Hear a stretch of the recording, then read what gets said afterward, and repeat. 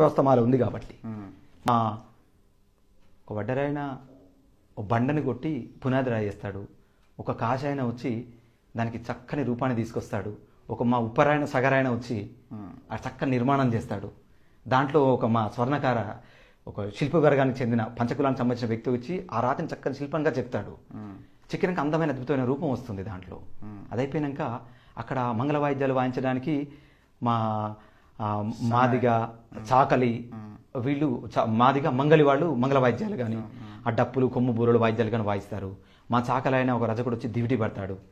మన మంగళ బ్రాహ్మణ అని పిలుస్తాం మేము, నాయ బ్రాహ్మణానం, ఎందుకంటే కుక్క బ్రాహ్మణ అని పదం దానికి. మంగళ బ్రాహ్మణుడు వచ్చి మంగళ వాయిద్యాలు వాయిస్తారు, చాలా మంగళకరమైంది కదా. తర్వాత మా రజకులు చాకల వాళ్ళు వచ్చి దివిటీలు పడతారు దానికి. మా ముదిరాజు ఎక్కడెక్కడి నుంచో పండు ఫలాలు తెచ్చి తోటల నుంచి తీసుకొచ్చి అక్కడ నివేదన పెడతాడు. మా యాదవరాజు అక్కడ ఆ పశుపాలన చేస్తూ పశుపోషణ చేస్తూ అక్కడ పాలు పెరుగు నెయ్యి తెచ్చి అక్కడ అద్భుతంగా అందిస్తాడు. మా గౌడరాజు వీళ్ళంతా రాజులే. మా గౌడరాజు అక్కడి నుంచి తీసుకొచ్చిన చక్కనైన కళ్ళుని ఈడిగా వాళ్ళు కానీ చెట్టి బల్జలు కానీ తీసుకొచ్చి అక్కడ నివేదన చేసుకుంటారు.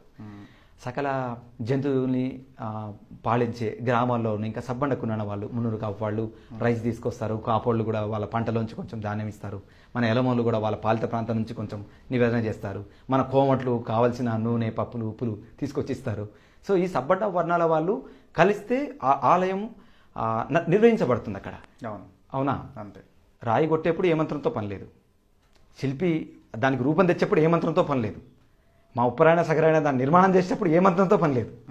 మా వాళ్ళు ఇన్ని కులాల వాళ్ళు ఇన్ని నివేదనలు అక్కడ చేసి ఒక భవనీయ పూజారి వచ్చి అక్కడ పురోహిత నిర్వహిస్తప్పుడు కూడా అందరి కులాలతో కలిసి ఉంటాడు. పెద్ద గొల్ల, పెద్ద మాదిగ, పెద్ద కమ్మరి, పెద్ద గౌడు, పెద్ద చౌదరి అందరిని కలుపుకొని చేస్తాడు. వీళ్ళందరితో కలిసి మమేకమై అన్నా తమ్ముడు అని పిలుచుకుని హాయిగా నిర్మాణం నిర్వహిస్తున్న ఆ తంతులోకి ఎవడో విదేశీ వెధవ జొరబడి ఈ మంత్రం చెప్తేనే ఆ రాయి పలుకుతుంది అంటే మేము నాన్ సెన్స్ అంటాం దాన్ని. మా శిల్పి చెక్కినప్పుడు పలకనే రాయి నీకెందుకు పలుకుతుంది? అది మేము ప్రతిమ అనుకుంటాం, మా పూర్వీకులది, అప్పుడు మాకు పలుకుతుంది. మేము మనసులో ఆరాధిస్తాం, నాకు సమస్య ఉంది, ఆ సమస్యను తీర్చు అని నివేదించుకుంటాం. వాళ్ళు విన్నట్టుగా మేము ఫీల్ అవుతాం, వాళ్ళ నుంచి ఒక సలహా మాకు వచ్చినట్టుగా ఫీల్ అవుతాం. ఇది డిఫరెంట్ థింగ్. ఇంతమంది మేముండగా నువ్వెవడో వచ్చి పనికిరాని 2 మంత్రాలు చదివి నువ్వు అంటరాను బయటికి వెళ్ళని చెప్పి, అరే నువ్వు ఎంగిలికల్లు గౌన్లోనివిరా, నువ్వు పనికిరాని బంటోనివిరా, నువ్వు ఉచ్చమడుగుల బొర్లాడే ఈ బెస్తోనివిరా, తర్వాత మురిగుడ్డలు చాకలోనివిరా, అరే ఇన్ని మేము ఏర్పాటు చేసినప్పుడు రాని అంటుముట్టు మురికి అప్పుడే నీకు ఎందుకు గుర్తొస్తుంది? ఎందుకంటే నీకు ఏం పనికి రాని చేతగానే వెధవు కాబట్టి. ఇవన్నీ మేము తెచ్చి పెడితే మా తిండి తింటావు. మా మునురు కాపుడు వండింది కావాలి, మా కాపుడు రెడ్డి ఆయన వండింది కావాలి, వీళ్ళు ఆయన పెట్టింది కావాలి, మా కోమట ఆయన ఇచ్చింది తింటావు, మా యాదవ్ వచ్చిన నెయ్యి బార్లు నువ్వే తాగుతావు. కానీ ఏంటి నాన్సెన్స్ అంతా? ఎట్లా అంటారా అని వాళ్ళ వీళ్ళంతా.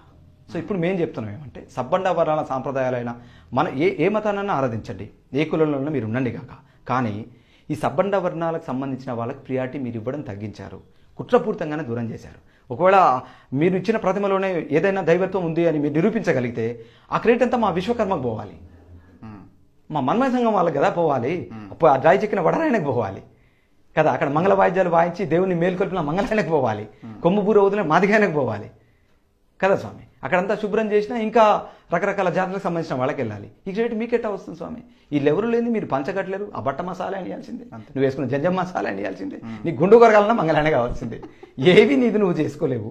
ప్రొడక్టివిటీ లేని జాతి నుంచి వచ్చి ప్రొడక్టివిటీ ఉన్న జాతుల్ని వెధవలని క్రియేట్ చేసావు సమాజంలో. వీళ్ళు శూద్రులు అన్నావు, వంటరాని వాళ్ళు అన్నావు, నీకు ఇష్టం వచ్చినట్టుగా పేడా పనులు చేసావు. అసలు నీ వల్ల ఏమవుతుంది? రా మాతో వ్యవసాయం చేయి, మా కులాలతో పాటు చాకలి పని చేయి, మంగళ పని చేయి. అది పనులే, వృత్తులే, ఇట్స్ నాట్ ఏ కాస్.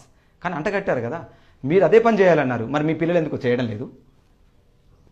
మీరు కూడా జ్ఞానశిఖలు పెంచుకొని పెద్ద జ్ఞానం అని చెప్పి కూర్చోవాలి కదా, ఎందుకు ఉండట్లేరు? విదేశాలకు పారిపోయి ఆంగ్ల విద్యను అభ్యసిస్తూ రకరకాల వింత పోకడలు ఎందుకు పోతున్నారు మీరు? జీన్స్ ప్యాంట్ వేయద్దు స్వామి, బ్రాహ్మణ్యాన్ని చెప్పుకునేవాడు అట్లా వేసినంటే వాడు అది కాదు అని అర్థం. మోటార్ సైకిల్ ఎక్కొద్దు, కార్లు ఎక్కొద్దు, ఎక్కారంటే ఎక్కొద్దు, నడిచి వెళ్ళాలి. మీరు ఎక్కరా? It's mandatory. లేదు స్వామి, అది ఆ సిద్ధాంతంలో. మా దాంట్లో మిక్స్డ్ ఉంటాయి. మేము ఏం చేస్తాం, అప్డేట్ అవ్వమని చెప్తాం. మేము మొబైల్ వాడుతున్నాం, అప్డేట్ అవ్వమని చెప్తున్నాం, ఎందుకంటే అది మనిషి కనిపెట్టింది. ఇప్పుడు మనం ఈ చుట్టూన్న వస్తువులన్నీ కూడా మనిషి కనిపెట్టినని చెప్తున్నాం మేము. దీంట్లో ఇప్పుడు నువ్వు ఏ మతమైనా సరే నీ దేవుడు కనిపెట్టింది ఏమంటే చూపించు. ఎవ్వరూ చూపించలేరు. చెప్తారు గురుగారు మీరు చెప్పేది కరెక్ట్. అట్లాంటప్పుడు నిజం వైపున అడుగుదామని చెప్తున్నాం. ఇక్కడ మేము ఎవరిని వ్యతిరేకించట్లేదు, ఎవరిని అవమానించట్లేదు. మా సబ్బండ వర్ణాల వాళ్ళు ఎవరైతే కష్టపడి ఆలయాలు నిర్మాణం చేసి ఈ నిర్వహణకు శ్రమించారో వాళ్ళందరికీ వచ్చే ఆలయ ఆదాయంలో భాగం ఇమ్మని అడుగుతున్నాం. మా అందరి శ్రమ దాంట్లో ఉన్నప్పుడు క్రికెట్ ఆడతాం స్వామి, విన్ అవుతాం, 11 మందికి నజరాలను ప్రకటిస్తారా లేదా, వచ్చింది అందరు సమానంగా షేర్ చేసుకుంటారా లేదా, వేటకి వెళ్ళాం, ఏదో ఒక వేట సంపద దొరికింది మనకి, దాన్ని అంతా సమంగా షేర్ చేసుకునేది ఇప్పుడు ఉందా లేదా?